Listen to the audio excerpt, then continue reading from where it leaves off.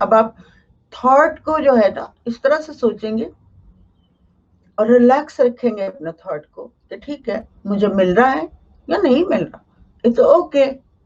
کئی لوگ بیچاروں کو جابس نہیں ملتی، گھر سے تانے مل رہے ہوتے ہیں، کتنے پڑھے لکھے بچے ہوتے ہیں اور وہ بیچارے پریشان ہو جاتے ہیں کہ ہوئے اب گھر جا کے کیا منہ دکھائیں گے، تو بیچارے خودکشیاں کرتے ہیں یا ڈرگس کے شکار، کوئی نہ کوئی نقصان ہوتا ہے ان کو مینٹلی. ٹھیک ہے نا، تو وہ یہی وجہ ہوتی ہے کہ گھر سے پھر لوگوں کو بہت پیسہ خرچ کر دیا جاتا ہے اور ان لوگوں کو بس وہ پیسے واپس چاہیے ہوتے ہیں اور بس چاہیے ہوتا ہے، اور یہاں انزائٹی ڈیولپ ہو جاتی ہے اور پورا اورا کمپلیٹ مکمل ہو جاتا ہے. آپ کو بھی دیا جاتا ہے، مطلب اگر آپ غلط انرجی ہیں اور میں آپ سے بات کر رہی ہوں گی نا تو مجھے بھی آپ کی انرجی ہارم کر رہی ہوگی.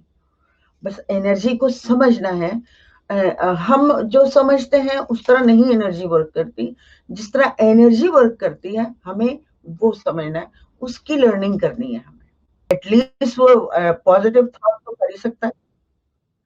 اگر وہ اللہ کو اگر وہ مانتا ہے، اللہ کو چھو تو نہیں سکتا نا، نہ ہی دیکھ سکتا ہے، نہ ہی کوئی فوٹو ہے اللہ کی، کیونکہ گھر والا نے بتایا دیر از اے گاڈ، دیر از اے اللہ.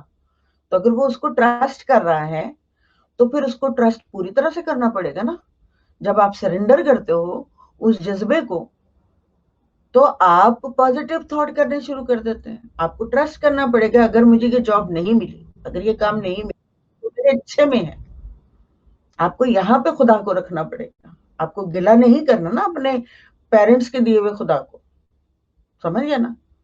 تو پھر آپ اپنے ماں باپ کا شک کریں، مطلب آپ کے ماں باپ کی ٹیچنگ بھی ادھوری رہ جاتی ہے جب آپ انکاری ہو جاتے ہیں، جب آپ کہتے ہیں کہ نہیں ہمارے تو خدا سنتا ہی نہیں، مینس کہ آپ کے پیرنٹس نے آپ کو پوری طرح سے گائیڈ نہیں کیا کہ آپ کا خدا آپ کی بات نہیں سنتا.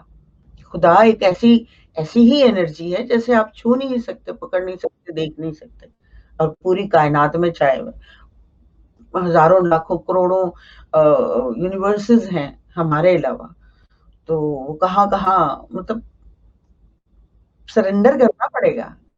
جو میڈیٹیٹ نہیں کرتے تو ایٹ لیسٹ ٹرسٹ کرنا پڑے گا گاڈ پر.